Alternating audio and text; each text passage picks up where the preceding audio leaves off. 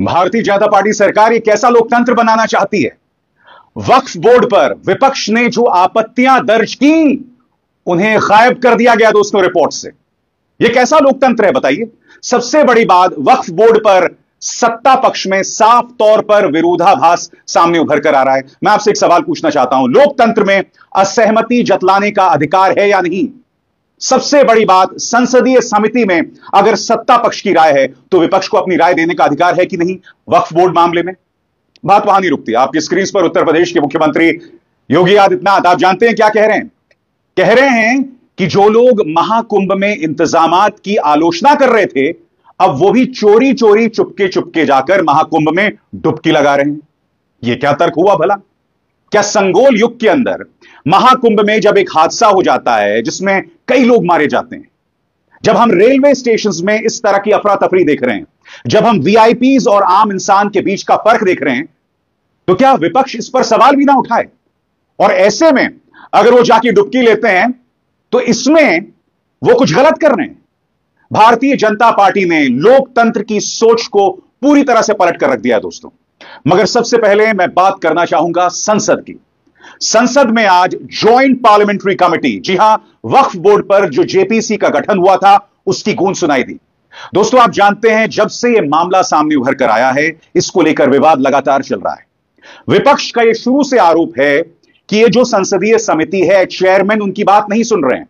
विपक्ष को कई बार वॉकआउट करना पड़ा है, उनकी बात को बिल्कुल भी सुना नहीं जा रहा है और अब यह प्रमाणित हो गया। दिलचस्प बात यह है कि सत्ता पक्ष खुद मान रही है कि हां, हमने तुम्हारी बातों को दरकिनार कर दिया, मगर ऐसा करने का हमारे पास अधिकार है। लोकतंत्र ऐसे नहीं चलने वाला बाबू, लोकतंत्र ऐसे बिल्कुल नहीं चलेगा। सबसे पहले दोस्तों मैं आपको बतलाना चाहता हूं वक्फ बोर्ड मामले में विपक्ष क्या कह रहा है। सबसे पहले आपके स्क्रीन पर मल्लिकार्जुन खड़गे, जो कि नेता विपक्ष हैं राज्यसभा के अंदर, उन्होंने कड़ी शब्दावली का इस्तेमाल करते हुए कहा है कि यह रिपोर्ट पूरी तरह से फर्जी है।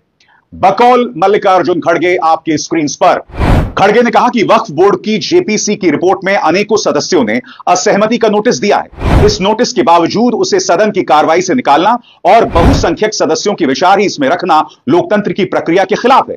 खड़गे ने कहा, आपको अगर कुछ करना भी है तो असहमति नोटिस में दिए गए विचारों को प्रिंट करके अपनी रिपोर्ट में रखना चाहिए, उसको डिलीट करके रखने की मैं भर्त्सना करता हूं। ऐसी फर्जी रिपोर्ट को हम और सदन कभी नहीं मानेगा।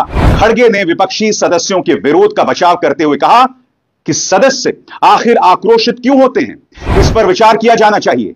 यह उनके घर का सवाल नहीं है। जो आक्रोशित हो रहे हैं वो पूरे समाज के लिए, जिन पर अन्याय हो रहा है, उसका वो विरोध कर रहे हैं। सुनिए मल्लिकार्जुन खड़गे ने क्या कहा।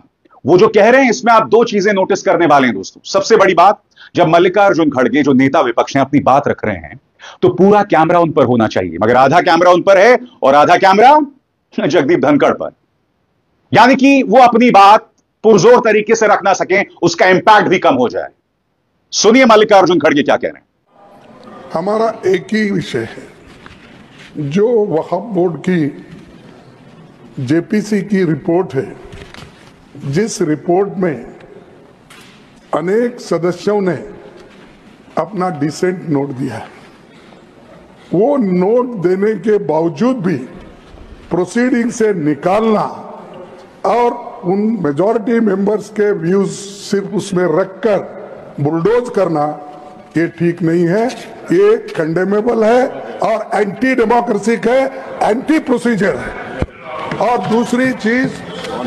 दूसरी चीज नॉन स्टेक होल्डर्स बाहर से बुला के उनको जो होना, उन लोगों को खड़ा करके उनका स्टेटमेंट ले रहे। और जो इतने लोग पार्लियामेंट में जो भी डिसेंट नोट दिए हैं, क्या उसमें कोई एक पढ़ा लिखा नहीं है, कोई जानता नहीं है और वक्फ बोर्ड एक्ट को कोई पढ़ा नहीं है? मेरे को बड़ा ताजुब लग रहा है। ये वक्फ का जो बिल लाया जा रहा है, ये सिर्फ और सिर्फ ना सिर्फ अनकॉन्स्टिट्यूशनल है, fundamental rights article 14, article 15, article 29 का ग्रेव वायलेशन है। ये वक्फ को बचाने के लिए नहीं है, वक्फ को मुसलमानों से छीनने के लिए, बर्बाद करने के लिए ये बिल लाया जा रहा है। और इसमें जो एडिशनल अमेंडमेंट्स जो बीजेपी और एनडीए ने पेश किए, वो तो उसको और बदतर करता है। आप बताइए कि कैसे मुस्लिम वक्फ प्रॉपर्टीज में नॉन मुस्लिम को मेंबर रखा जाएगा, कैसे आप कलेक्टर एंड अबव ऑफिसर्स को पावर देंगे, कैसे कलेक्टर डिसाइड करेगा कोई वक्फ प्रॉपर्टी है या नहीं, कैसे आप ईवाईक्यू प्रॉपर्टीज को का सेक्शन खत्म कर रहे हैं, कैसे आप लिमिटेशन एक्ट को अप्लाई कर रहे हैं जो हिंदू धर्म के प्रॉपर्टीज के ऊपर सिख धर्म के और क्रिश्चियन धर्म पर अप्लाई नहीं होता है। तो ये सिर्फ और सिर्फ ये सरकार आइडियोलॉजिकल बुनियाद पर मुसलमानों को अपनी वर्शिप से महरूम करने के लिए, क्योंकि वक्फ मुस्लिम समाज के लिए एक इबादत है, उसको छीनने के लिए ये बिल लाया जा रहा है।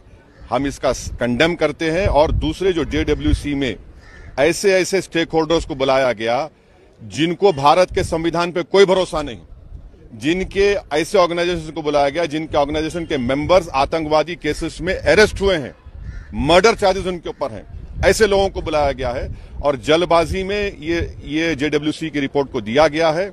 इसमें जो भी रिकमेंडेशंस है तमाम अपोजिशन पार्टीज ने उसका ओपनली पुरजोर उसकी हमने मुखालिफत की है। और आज स्पीकर साहब से हमने जो मुलाकात की थी, स्पीकर साहब के इंटरवेंशन के ऊपर जो डिसेंट रिपोर्ट्स अपोजिशन MPs के थे जिसको रिडैक्ट कर दिया गया था, उसमें से 70% रिडैक्टेड वर्जन को शामिल करने का स्पीकर साहब ने एश्योरेंस दिया है, जो आज होम मिनिस्टर ने भी उसको कहा है। मगर ये जो बिल लाया जा रहा है ये वक्फ को बचाने के लिए नहीं, वक्फ को बर्बाद करने के लिए, मस्जिदों को, दरगाहों को, कब्रिस्तान को मुसलमानों से छीनने के लिए लाया जा रहा है और इसका मुस्लिम समाज रिजेक्ट कर चुका है। बात वहां नहीं रुकती। आम आदमी पार्टी सांसद संजय सिंह ने भी इस पर कड़ा विरोध जतलाया है। संजय सिंह क्या कह रहे हैं आपकी स्क्रीन पर। हमने अपना पक्ष रखा, आप उससे असहमत हो सकते हैं, लेकिन उसे कूड़ेदान में कैसे डाल सकते हैं। विविधता में एकता भारत की विशेषता है। अलग अलग धर्म के लोगों को अपनी धार्मिक मान्यताओं के हिसाब से पूजा अर्चना उपासना करने की छूट है।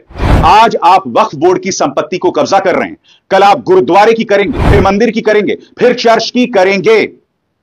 मैं आपसे एक सवाल पूछना चाहता हूं दोस्तों, जब लोकसभा में एक मुद्दे पर ज्वाइंट पार्लियामेंट्री कमेटी यानी संयुक्त संसदीय समिति का गठन होता है, तो क्या विपक्ष को अपनी बात रखने का अधिकार नहीं है? और सबसे बड़ी बात, विपक्ष की बात को हटा देना। सरकार डंके की चोट पर कह रही है कि हमें इसका अधिकार है, और इसमें भी सरकार का विरोधाभास सामने उभर कर आ रहा है। किरण रिजिजू कह रहे हैं कि यह सरासर झूठ है, और दूसरी तरफ भूपेंद्र यादव जो कि सरकार में मंत्री और सांसद हैं, वो कह रहे हैं नहीं, हमें पूरा